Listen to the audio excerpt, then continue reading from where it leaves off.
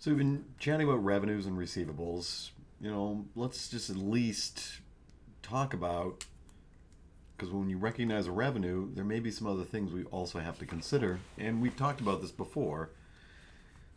And this comes down to, how do we recognize expenses or costs on our financial statement? So this is all about recognition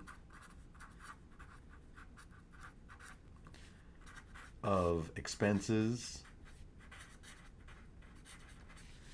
and expired costs on the financial statements, right? And there, when we think about where we look for this kind of stuff, we will rely on the standards, right? We'll rely on the accounting standards to guide us through this. And so they break down, when we think about expenses and losses, they break it down into three different groups. So some expenses, such as cost of goods sold, example,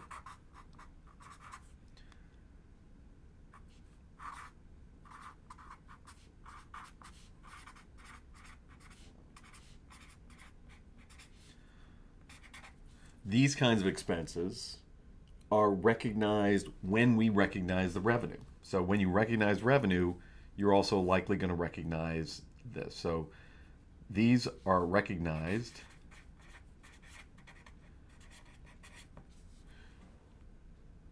when upon recognition of the revenues.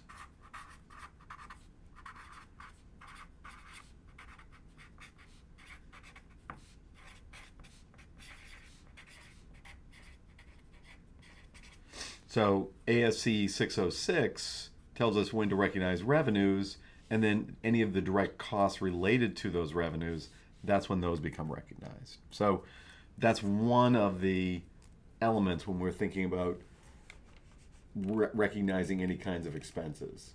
So we try to match up these kinds of costs, these kinds of expenses, with the revenues that are generated. So you'll hear people call this the matching principle. It's not a matching. It's just, this is just the nature of it, right? So we're trying to match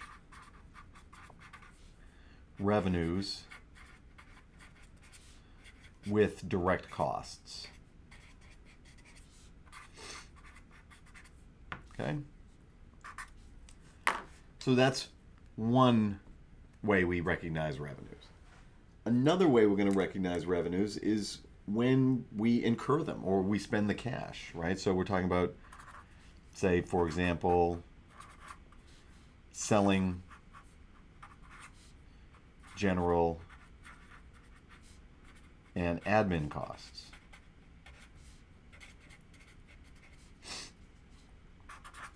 These are recognized when I spend the cash,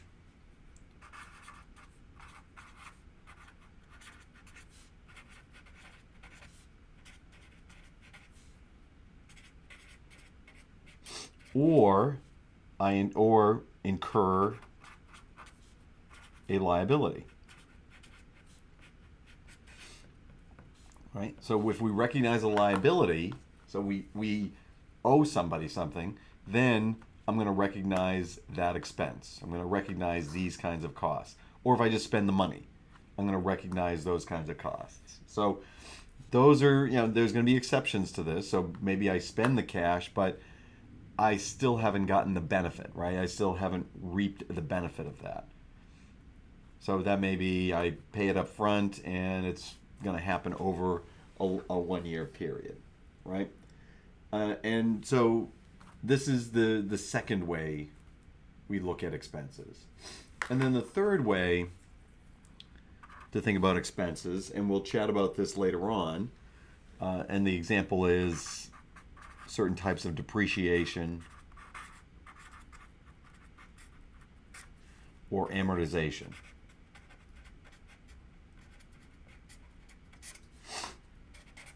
Right? These costs are going to be allocated systematically and and rational, using rational procedures to the periods that are related to generate the economic benefits. So these are going to be, so if this is depreciation on a building. Well, how long? When do I get? We're going to allocate those costs over the period of time that I have the building. So these are going to be costs are going to be recognized through a systematic allocation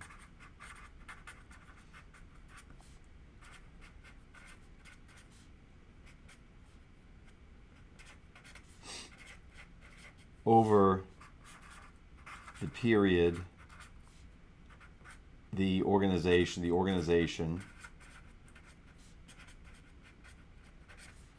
reaps economic benefits.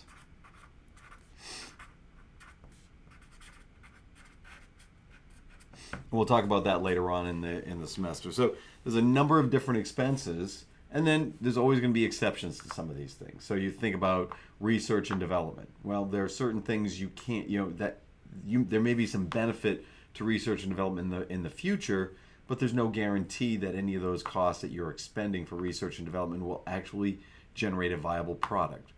So the literature is very clear that in that case, you're going to recognize the expense when the cash is spent or you've incurred a liability, versus, say, allocated over the future years where I'm going to have an economic benefit.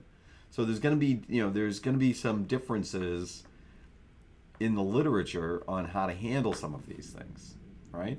But these are the three basic items that we think about with respect to recognizing things in the financial statements. And this is all from concept statement